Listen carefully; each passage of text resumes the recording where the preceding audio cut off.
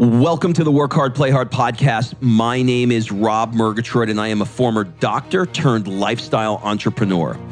I decided that I was done being physically tied to my business and that I was going to spend the second half of my life living a bigger life and maximizing all the areas of my life, like family, friends, spiritual, travel, my health. And I also knew I was going to need some help with this. So I reached out to the best minds on the planet who are experts in their field to help me to not only create true time and money freedom, but to also help me to lead a truly fulfilled life. Come take this journey with me. Excuses are over. It's time to live. I truly believe in this thing called oneness. There's no separation between me and anybody. And the longer I can sit in that seat, the less the ego world can attach things to me. So in setting up your business, I think it's wildly important to have freedom. And the fastest way to have freedom is to remove yourself. It's asking the question, who can do this as good as me? And then materializing that person. All in all, like it's all come back tenfold. It's insane. And it's the law of reciprocity. The more you give, the more will come to you. And you don't do it knowing that, you do it just to do it. The genius is not made in years. It's made in decades.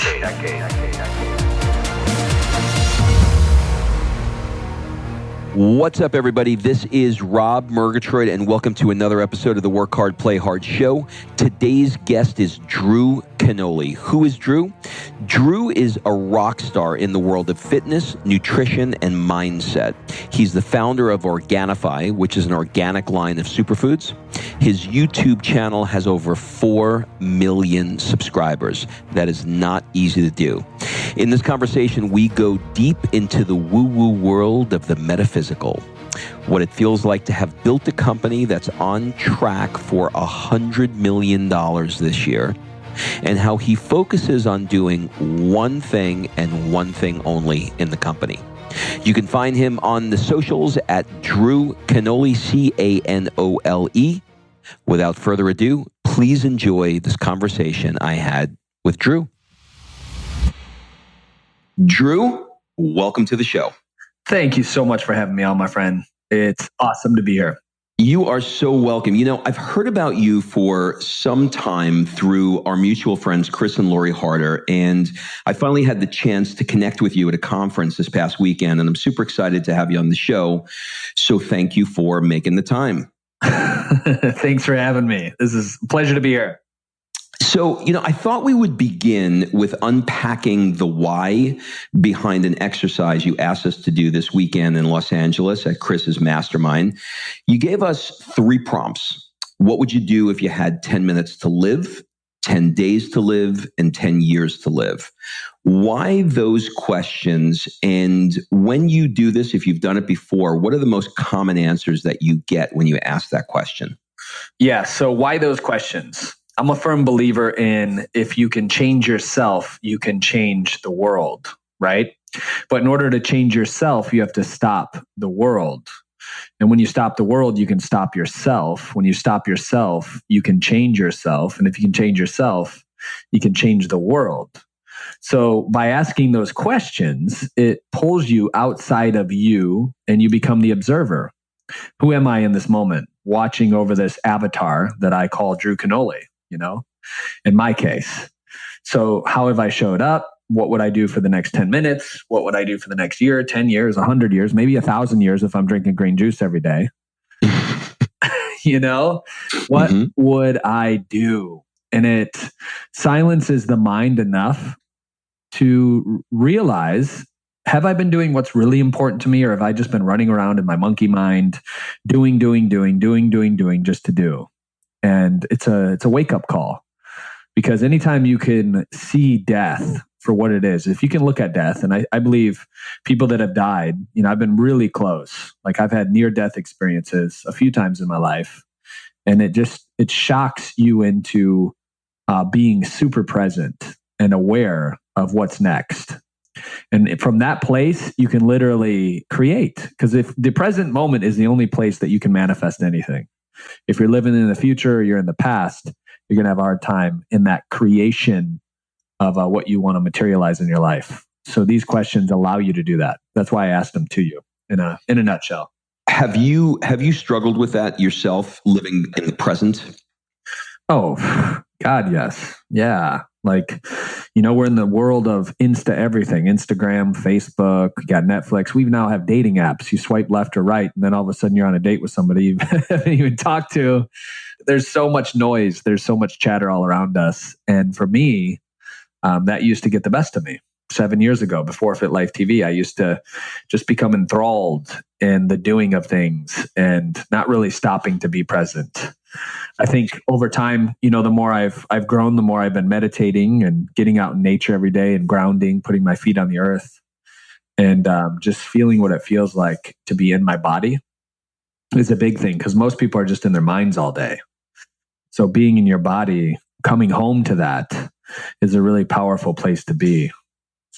So you mentioned a little bit about FitLifeTV. So let's kind of get into that. In the intro, I've mentioned that you run a company called Organifi, or you created and now run a company called Organifi. And if my research is right, the company is about 7 years old now, and you started it with making a decision to only drink green drinks for 7 days.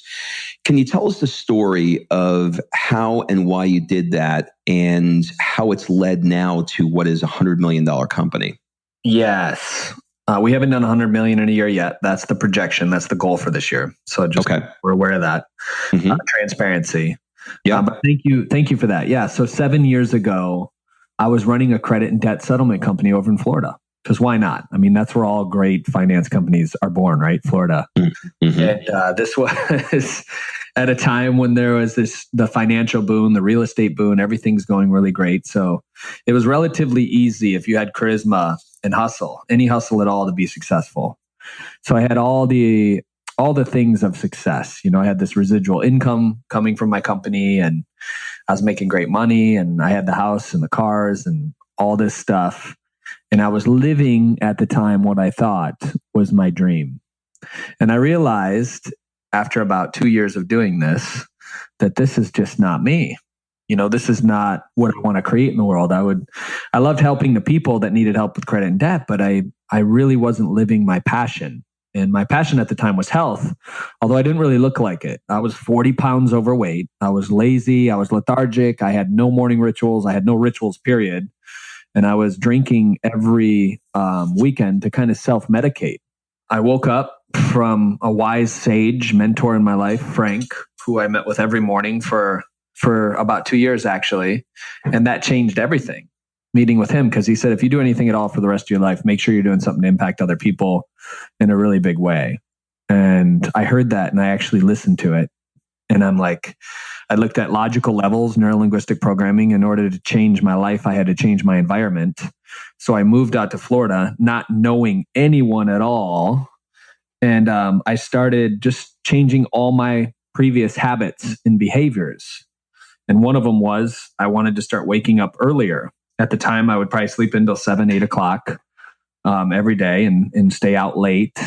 And I committed to going to the gym at 5:30 in the morning every day in San Diego. And upon going to the gym every morning, I began to realize how much time there's actually in the day to get stuff done. And a lot more time to do things when people aren't up. So now I wake up at 3:30, 4:30 every morning, and I get more done in a day between, I would say, 3:30 and 4 till about 9 than most people do in a week. What time you go to bed? It's like the magic, 8:30, 9 o'clock. Okay, so you're in it. Yeah. You're kind of early. Okay, so tell me a little bit about your friend Mark, who I know was diagnosed with 6 months to live. How did that factor into this decision? So Mark was a buddy that came to me, and he explained to me how he changed his life and healed. He was given 6 months left to live. He had a rare cancer. And instead of doing the Western medicine route, his wife went home and cleaned out all the sugar, the dairy, the wheat. And he started just drinking green juice every day and got rid of the processed food. So 6 months after this diagnosis, he's back at the doctor, and the doctor's like, wow. He's like, your labs are insane. He's like, now you have the blood of an 18-year-old boy. Your testosterone's up. Your precursors for what you had before are completely gone. And we're blown away. So he healed himself from the power of Mother Nature. And I thought, if Mark could do this, what could I do? This guy that's just kind of overweight, average, trying to train. I was going to the gym every day for even an hour and a half. I was still working out like a madman, but I couldn't lose the weight. And I was stuck. And it wasn't until Mark handed me my first green juice that had the pear and the kale and the Swiss chard that really transformed my life. I drank that. And at about 2 or 3 o'clock in the afternoon, after he had given this to me, I had this insane amount of energy. And I realized that I wasn't in a nutrition deficit. I was actually eating way more than I needed. I was eating probably 3,500 to 4,000 calories a day, which the average American does. But I wasn't getting the micronutrients that I needed to change my life and my body. So that one green juice I did for every day for about 2 weeks. And then I'm like, what would happen if I just did this for 7 days? And that was the catalyst that changed my whole entire life. Because I realized that food was consuming me. It was consuming my every thought. Being from Michigan and being, this Italian boy, I was a lot bigger cannoli back then. We would always eat in the morning and then we'd be thinking about where we're going to go for lunch. Or we're having lunch and we're like, oh, what's for dinner already? And I think that whole system of thinking gets to be redesigned. And luckily it has, 7 years with the emergence of intermittent fasting and juice cleansing, which we did back then. I think a lot of it's becoming the norm now. And I'm so delighted to see more and more people are waking up about the food choices that they're making. And by meeting Mark and drinking green juice, I did that for 7 days. Transform my body. I was posting online about it as well. Like, this is how I did it. This is the food that I'm eating. And sure enough, over the past 7 years, we've managed to pick up about 4.5 to 5 million Facebook followers, YouTube, Instagram, that kind of thing. Let's segue a little bit into how you leverage video to create this massive following of 4 million subscribers. So if you were starting today, would you start with YouTube or would you start with Facebook Live? Oh, I would definitely start with Facebook Live for sure. Why is that? Because right now, Facebook Live is much easier to get engagement. It's interesting. That question in and of itself is a paradox, right? Because if you're shooting one video, you could easily make another video at the same time and post them both, right? I believe in both and. I've made over 1,000 videos on YouTube. And then I look at the traffic that it's generating to my website, and it's dismal compared to what a Facebook Live can do. So that's why I would make that decision to do the live. And since you're asking the question, why not just shoot two? I think it's easy. You got 2 cell phones, 3 cell phones, whatever it is, you can run a live at the same time. I would do YouTube live over normal YouTube videos right now as well.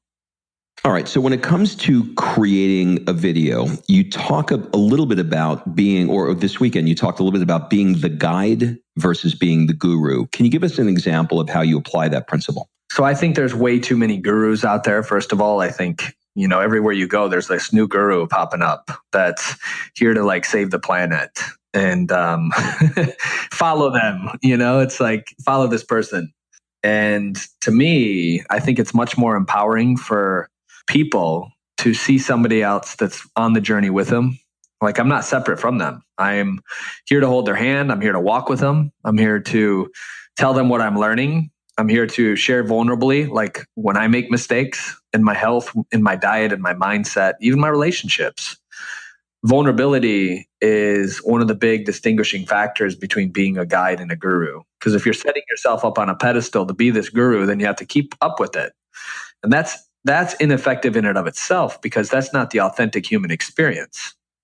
If you can truly be a human, be vulnerable, share what you're truly eating versus all these Instagram photos of you eating berries and twigs all day.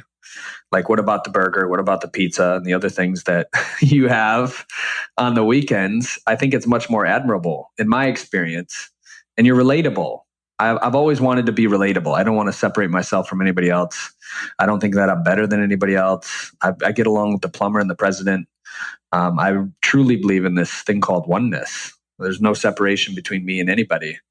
And the longer I can sit in that seat, the less the ego world can attach things to me, because it's a huge show. Think about the Oprah Winfrey show.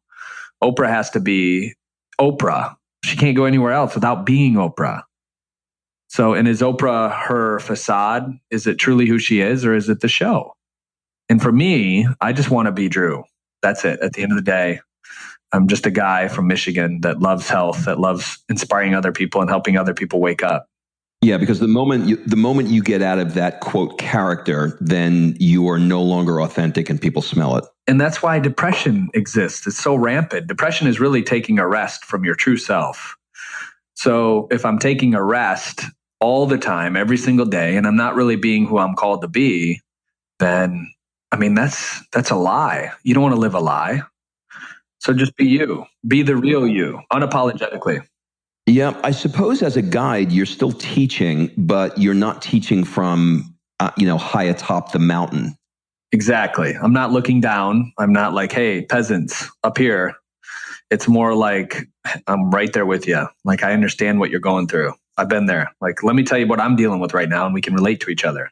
And I can help guide you. So, okay. So what are the key ingredients to doing a Facebook Live? A lot of the people who listen to the show are entrepreneurs that, recognize that they're probably working too much and they want to have more play in their life. But, they're guys that are trying to create, guys and girls trying to create businesses. And, one of the ways that that's the most popular these days for sure is by doing things like Facebook Live. So I want to, give them a little bit of education on how they can help grow their own businesses. So are there, some key ingredients to doing a Facebook Live that you would say will help create raving fans that will really want to follow you? I think it's, again, it goes back to this point, number one, of being yourself. I see a lot of people shoot videos and do lives where they're like, they're not them. You know this person because you've hung out with them for the past 2 years. And then all of a sudden they get behind the camera to do a live.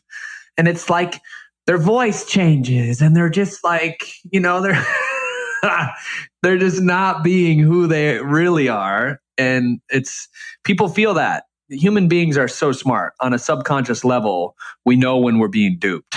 Our intuition tells us, like this person. Why do you think we do that? Because that is a definite thing that people do. Why do you think the camera gets pointed at somebody and all of a sudden the voice inflection is different, the words that they use is different, the way they look, the way they come across energetically is different? What happens when a microphone or a camera gets pointed at somebody? Well, first and foremost, I think it's insecurity. I think it's coming from this place like, oh God, what if they don't like the real me? So then I'm shifting who I am in that moment to be something that I'm not. And you'll never be successful doing that, period. And you may generate some money, some sales. Like there's a lot of infomercials out there where I can guarantee you the guy doesn't talk like that all the time, right? Mm-hmm. But ultimately, I think it's this level of, this is what the world expects of me, so I'm going to deliver it. And it comes from this inflated ego. Really, it's a self-worth conversation that's been part of your biology for a while, and now it's just manifesting itself on camera. I heard something the other day, and they said when you go on camera or in front of a microphone, whatever, increase yourself, your normal personality by about 10% and no more. I love that. And I thought that was interesting because it gives you the energy that you need because, obviously you need to put forth some energy into what it is that you're doing that you may not do, during a normal conversation. But it doesn't mean, go 200x where you sound like, the infomercial guy, selling soap. Yes, I agree with that too. And energy is big on camera. Like, so some practical tips you asked for Facebook Lives. I would say first step is get grounded even before the Facebook Live and really cement yourself to your why. We do what's called the why identity. So why am I doing this? What do I want to hear from people after this Facebook Live? What do I want them to see? What do I want them to feel in their body from this? And what's one word that I want them to experience as they're watching this, right? You can go through this whole process. In the beginning, it may take 10 or 20 minutes to really go through these, but now I can do this whole process in about 5 seconds. So I'm ready to do a Facebook Live. Once I have that game face on, it's like prepping for a sports game or whatever.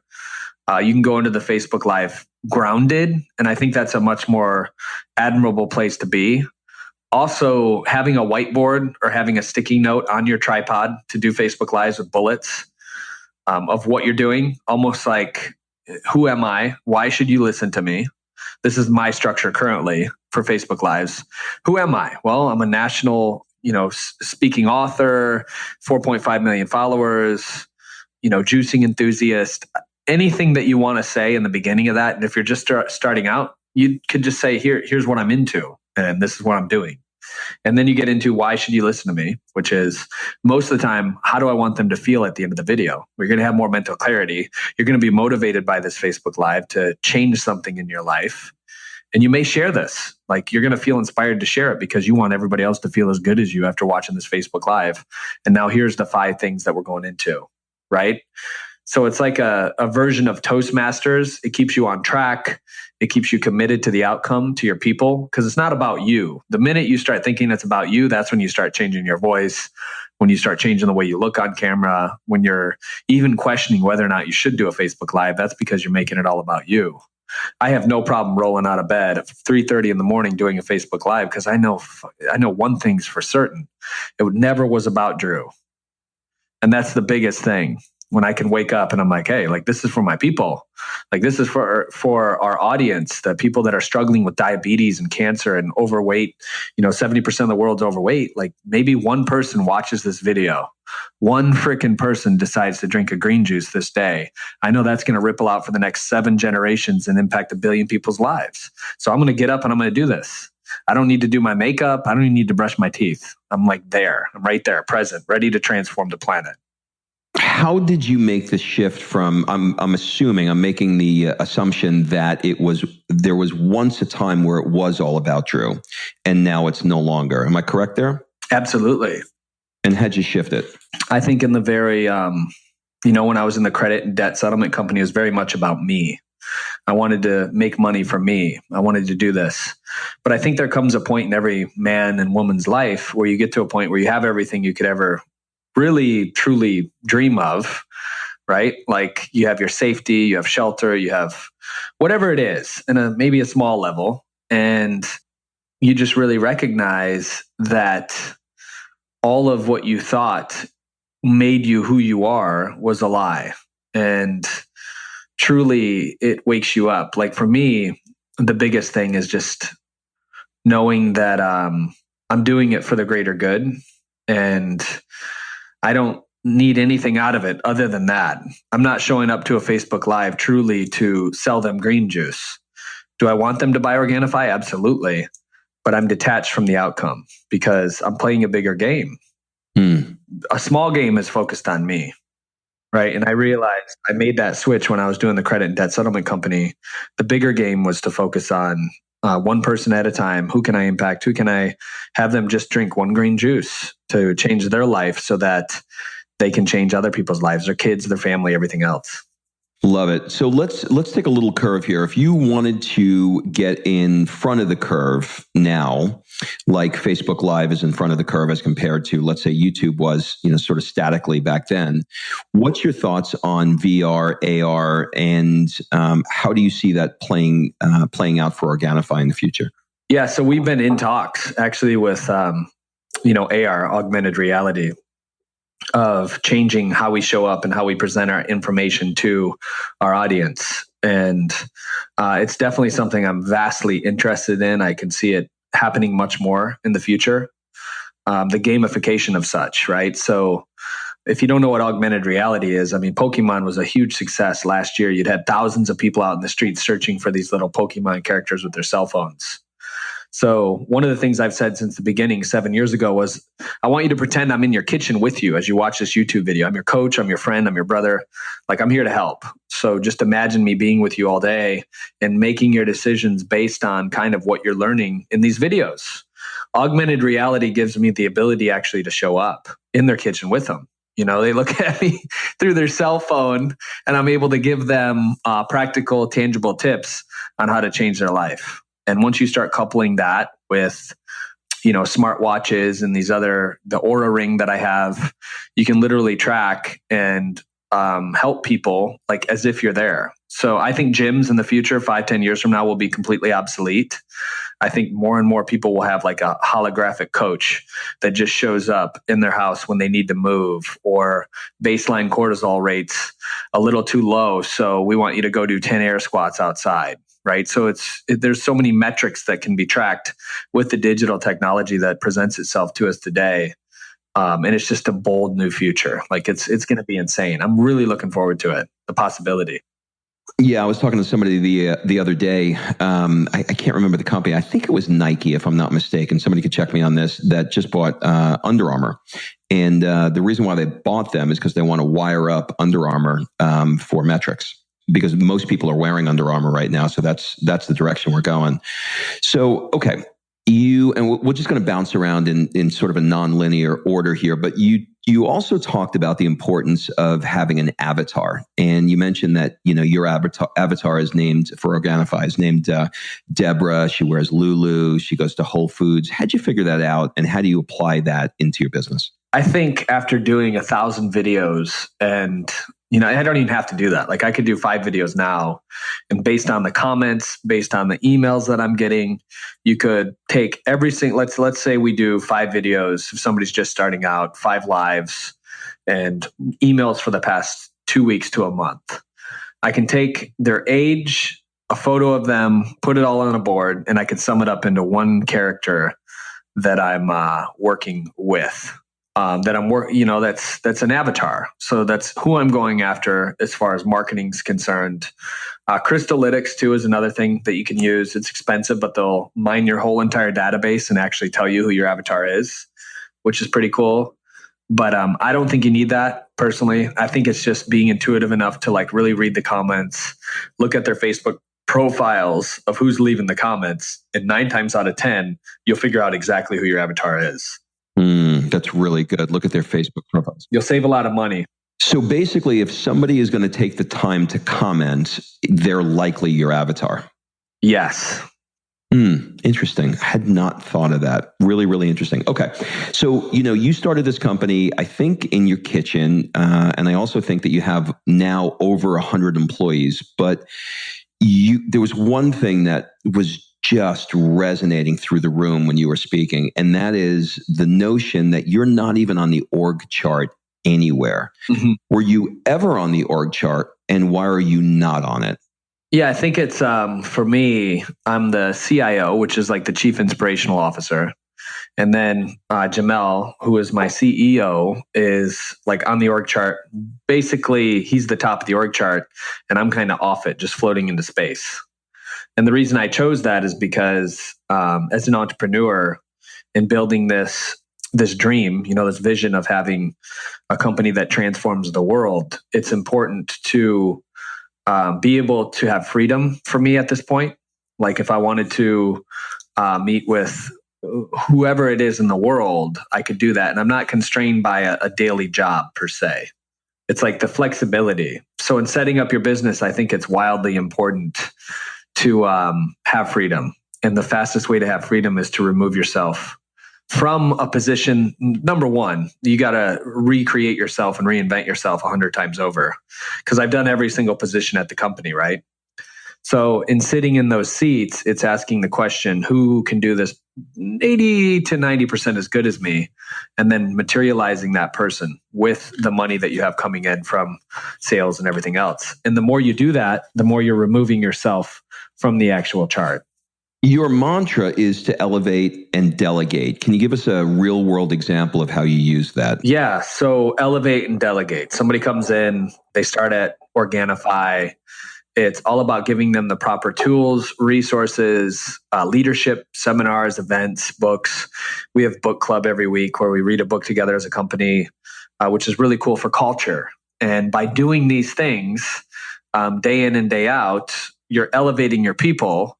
And the higher they go up as a human being, even outside of work, like let's just leave it to their own psychology, their spirituality, who they know themselves to be in the world, that influences their behavior on the job as well. They're more committed. They're showing up more. They're playing bigger.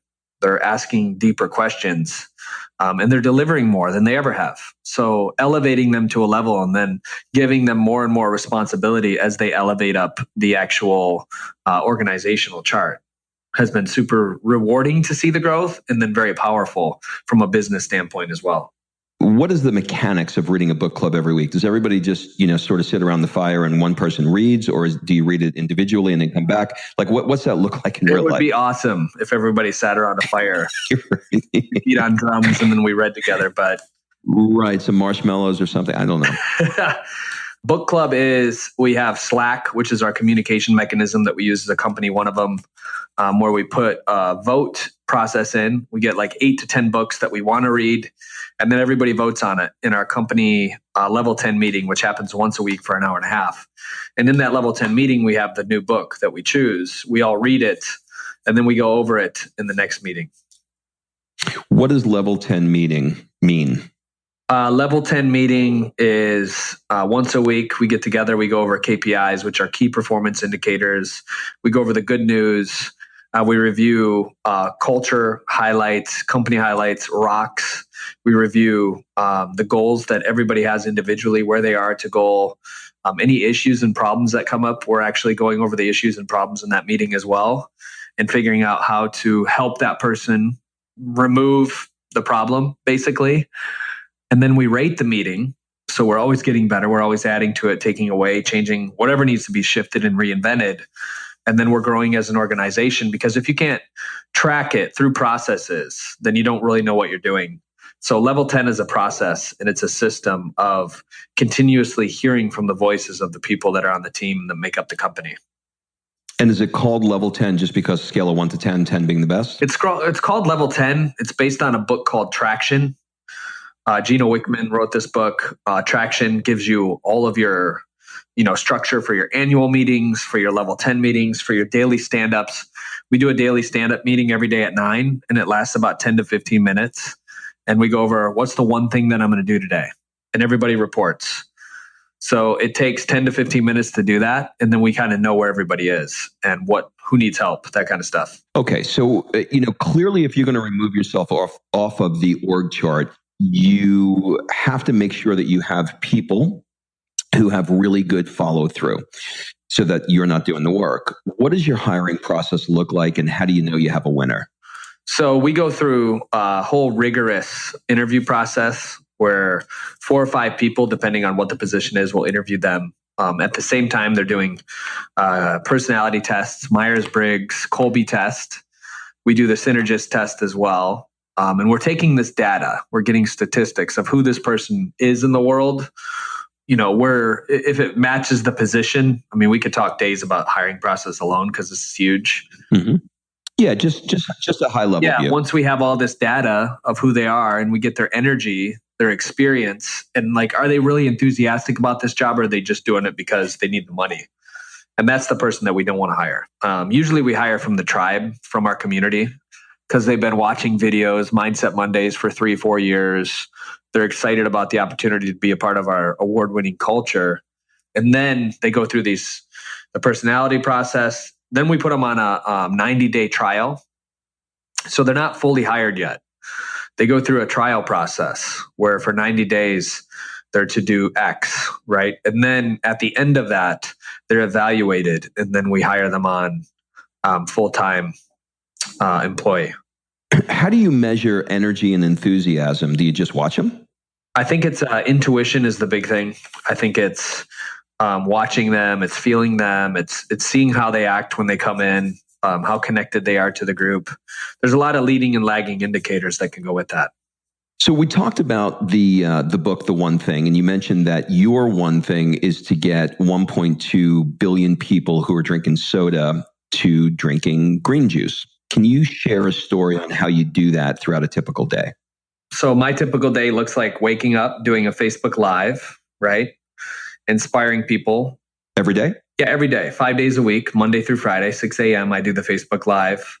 Before that, because I'm up at 3:34, I'm meditating, I'm reading, I'm inspiring myself to fill my own cup up so that it's flowing overwards, and I'm giving from my saucer. I'm not even giving from the cup because my cup's so full all the time. That's my first focus, like making sure that I'm taking care of Drew before Drew goes out and attempts to take care of the world, right? Because if you can change yourself, you can change the world, like we talked about in the beginning. So once that's done, I'm doing the Facebook Live, and then I go to the gym, Instagram storying some stuff, doing some social media. And then I go into the office. I look at the environment, the numbers, the metrics from the last day. I'm gauging energy. I'm connecting with as many people as possible, giving hugs to my team. I'm inspiring them. I'm motivating. I'm inspiring, them to take action on their KPIs and their goals. And then I have maybe a couple meetings throughout the day and potentially shoot a video or two here. But that's kind of what my day looks like now. It's a lot of planning for these Facebook Lives and strategy in these meetings, but it's removing myself and getting out of the way and having these high level conversations with other CEOs that want to change the planet and working together with them. That's capturing the majority of my focus at this point. Which is sort of serving your one thing mission. Yeah. So a lot of things that super successful people do are counterintuitive. And you shared with me that you date your employees. HR doesn't love that, but the intention and the idea is there. Why do you do that? And can you tell us a little, maybe a story that impacted you on one of those dinners out with your peeps? Ever since the beginning, working with May, because May was one of my first employee. Actually, she's been with me for 7 years. And I wanted to know who May was outside of work. And I wanted to, let's say we weren't working together, like this is the type of person that I'd want to hang out with anyway. So that's actually a question in the hiring. Would I hang out with this person outside of work? And if the answer is no, then do I really want that energy around me? So it's actually delightful to hang out with all of my employees, whoever they are, wherever they are in the process, because they all have a transformation story. They've all been impacted or the result driven in their life, super motivated, and it's fun to be around them. So I make it a thing once or twice a week to take one of my employees out to lunch or go-karting, or, the girls love going to the nail salon, and whatever it is, like I'll do it with them. And we'll talk about business, we'll talk about life, we can talk about relationships. So it's just being that friend before boss that I really like. Does it ever get weird for you where you feel like you're crossing a line where they'll share something maybe that's, a little too personal? How do you protect yourself against that, or do you not? Yeah, I mean, I could go into these situations and be like, all right, I'm going to protect myself from getting too personal with these people. But again, it's the guide thing, right? I don't want to change who I am just because I'm the boss and the entrepreneur of this thing to fit the mold of to be that boss and in charge of them. I don't want them to feel like that. I want them to feel like they could come to me with anything. And many of them have, whether they're dealing with a financial struggle or whatever, like I want them to know that I'm there and they can trust me as a friend even before their boss. And I think that recreates culture in and of itself. I remember bosses back in the day that I had that were similar to that, where they were super friendly and they wanted to know what I was up to. And it just really left an impression on me. And I've always wanted to be that in the world as well. Got it. You are way more woo-woo than I thought you were going to be. And it's in a really, really good way, because I lean that way personally. And certainly as I'm getting older, I'm leaning that way even more. And so I want to kind of shift a little bit and talk woo-woo with you. One of the things that you mentioned was the notion, if I remember correctly, of segment intending, where you're sort of like looking at the next segment that you're about to do and, putting that energy out there and creating it. Can you talk a little bit about what that means and how you do it? Yes. So oftentimes we're so caught up in, what am I going to say next? What am I going to do next? And, we forget, like even being at the restaurant, most people have a hard time remembering the person's name that's like waiting on them because they're so in their heads.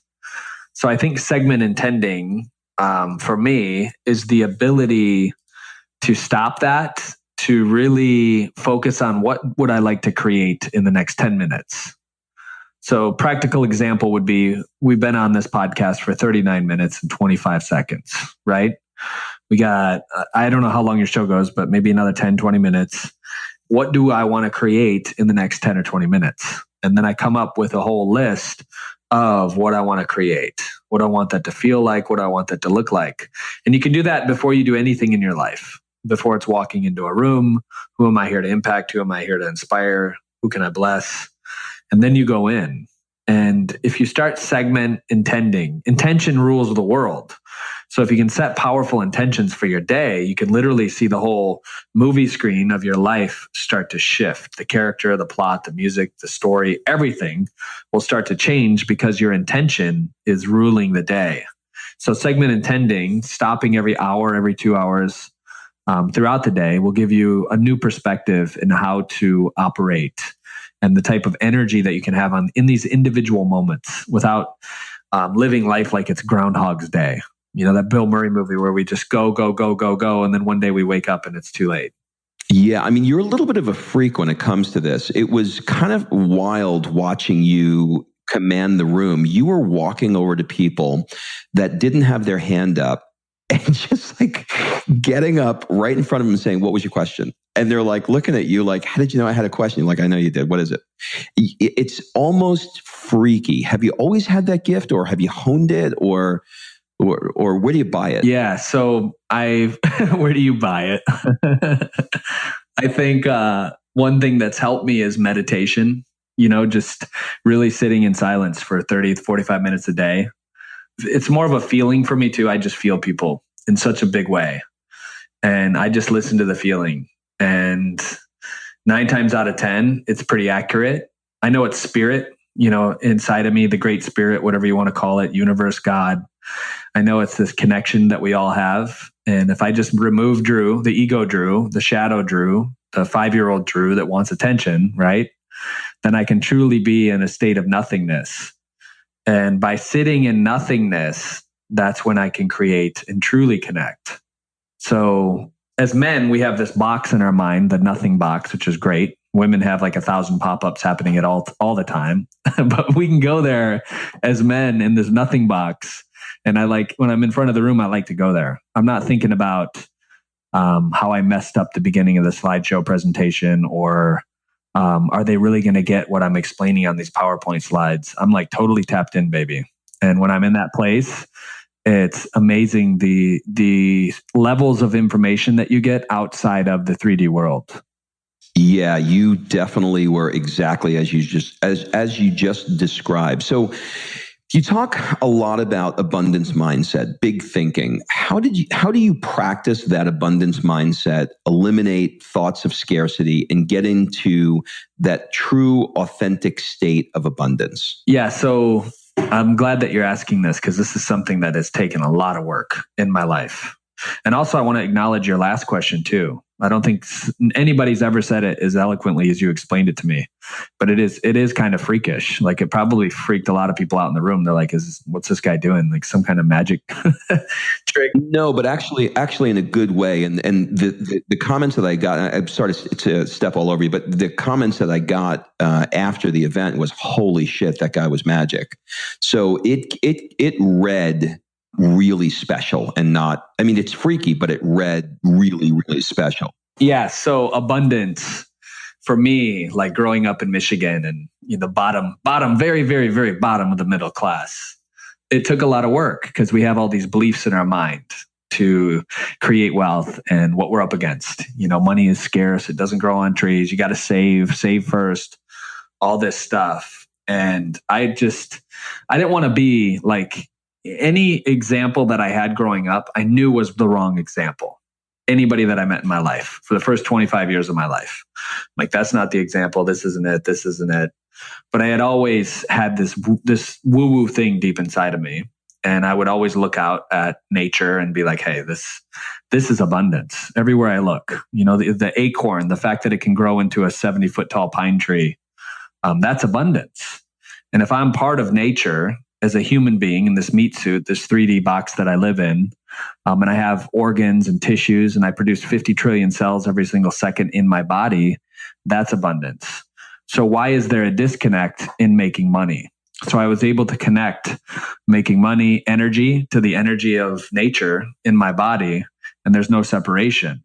So I removed all the thoughts that I had in my mind by programming my subconscious mind, reading copious amounts of books that transform my subconscious, my thoughts, listening to Earl Nightingale when I was like 15, 16 years old, Tony Robbins, Science of Getting Rich by Wallace Wattles, reading all this stuff, watching The Secret every day for like a year and a half to really recondition and program my mind because I knew it existed there. I knew I had to shift it upstairs in order to change my physical reality. I laid money all over my house at a certain point where everywhere you would walk, you'd see dollar bills and coins and, a few 20s here. Thought I was balling because I had these 20s laying out, right? And I had no money in my bank account. I had more money laid out in my house. But what it was doing was it was impressing on my mind that it was everywhere. I literally had money everywhere. And it was easy. It was effortless. And I say, affirmations can change your life, or afformations, like you're literally forming things out of the formless substance when you're afforming it. You're saying it in a certain way. You're watching it. You're witnessing it. And soon enough, money just started to come easily and frequently. So what I was always saying was money is coming easily and frequently like a tidal wave that's rushing in. It's flooding all over me in every dimension of my life. It's happening. Money is coming in easily and frequently like a tidal wave. It's, and I just would say that over and over and over until I got to a place of feeling it in my body. And when you feel it, feeling's the greatest secret, because feeling, the heart, the human heart has a greater electromagnetic frequency than the brain. It's one thing to think it. It's another thing to feel it.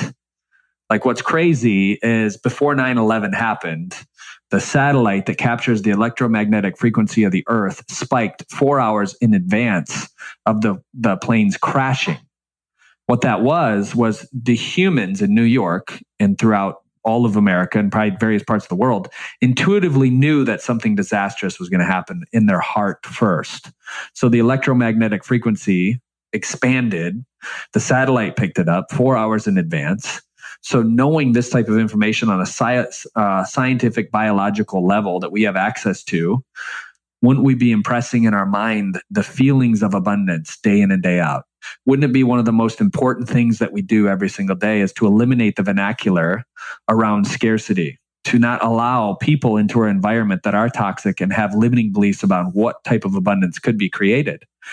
It becomes like you have to become like the greatest MMA fighter in the world with your thoughts. You have to stand in front of the mat and not let any intruder in the dojo with you that has any sense of scarcity. And the intruder is really those limitations that are in every single one of our minds. But it's how conscious are you going to be? How much awareness are you going to be to your thinking and the feeling that it generates within you?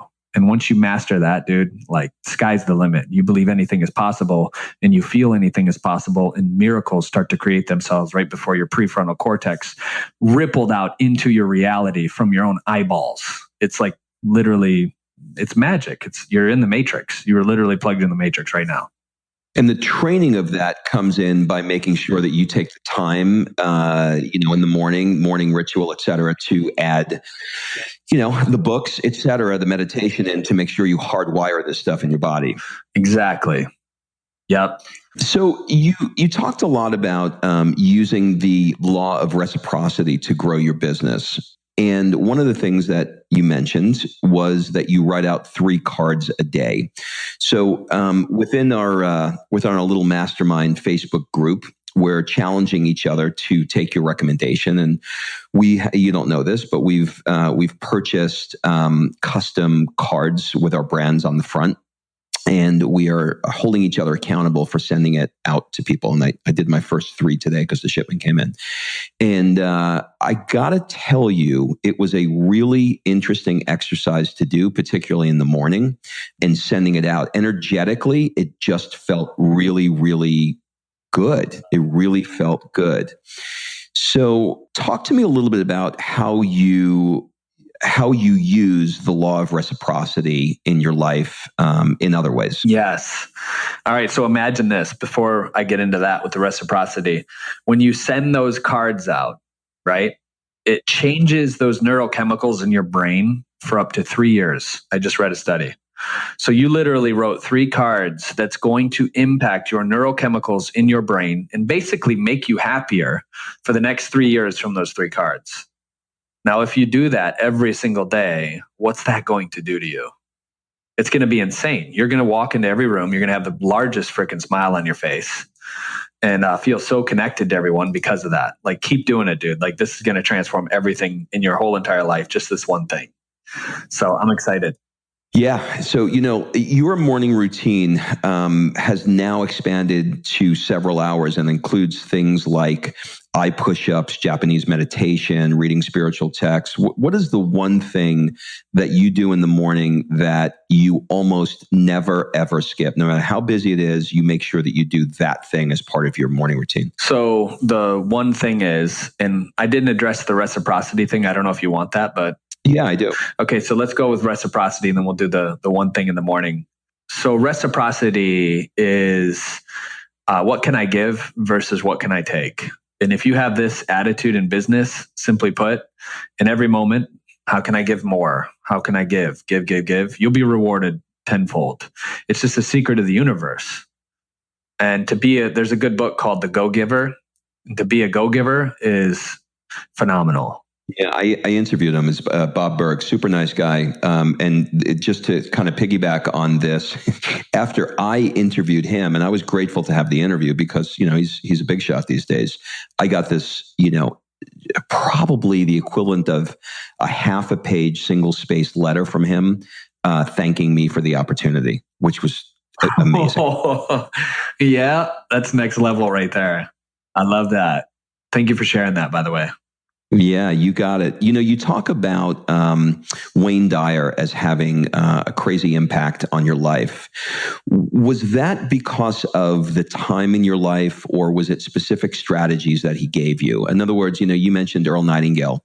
And as you were mentioning, I hadn't thought about it, but I remember, I grew up in Queens as a, not my dad was a truck driver. My mom was an office worker. I grew up in an apartment sort of like just outside of the ghetto. And I remember all I wanted to do was to get out of it. And so I would listen to Earl Nightingale's Strangest Secret. I would listen to Wayne Dyer on repeat. And so you're triggering a lot of those emotions. So for me, it was sort of like a time in my life, that I remember him, Earl and Wayne. Was there something specific with Wayne, let's take, that he taught you, or was it just that you were sort of like entering into this world at that time and he was your guide? I think it was more the second one. I was entering into the world of listening to Wayne on stage, his PBS special, The Power of Intention, one of his very first books.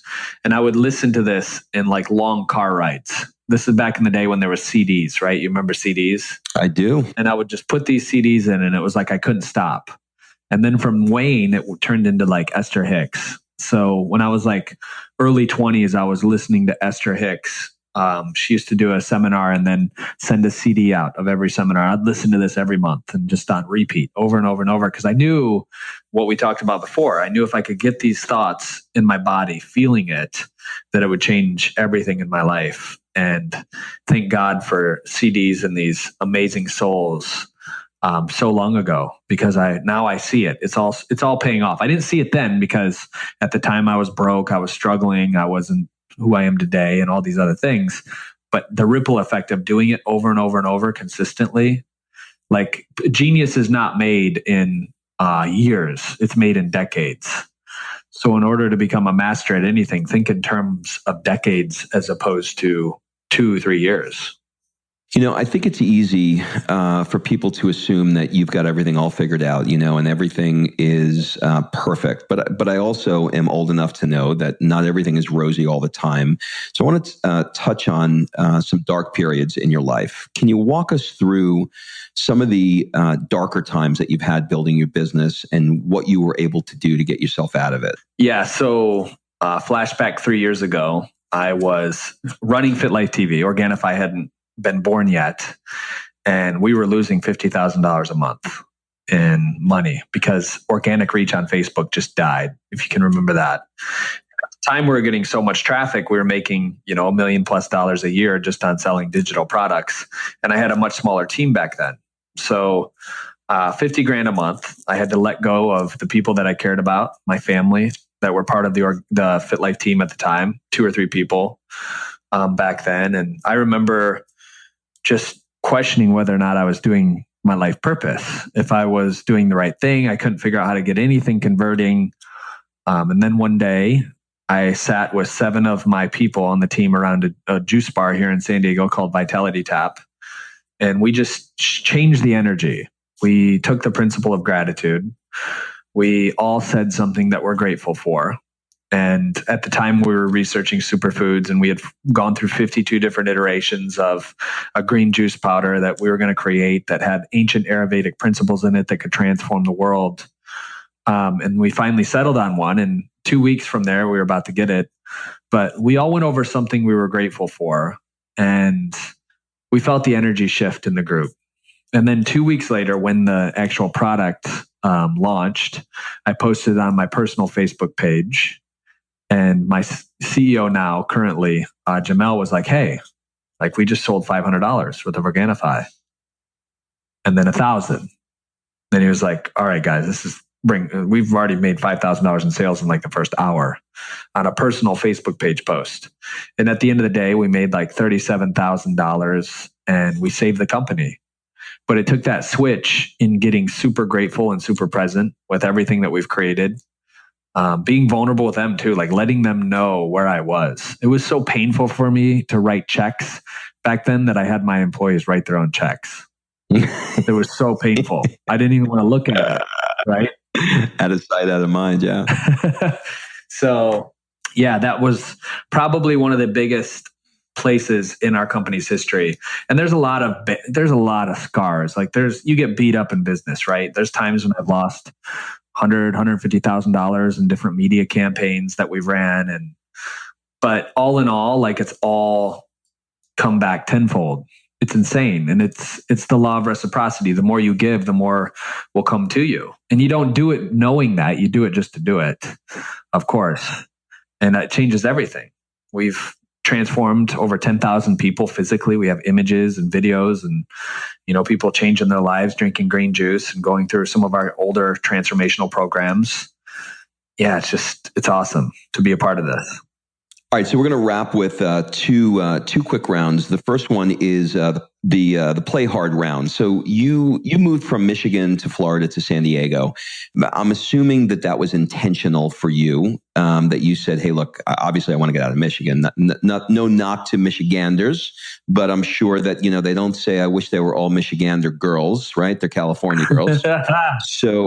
So was it deliberate for you where you were chasing sunshine to sort of just using the lens of the play harder side of your life?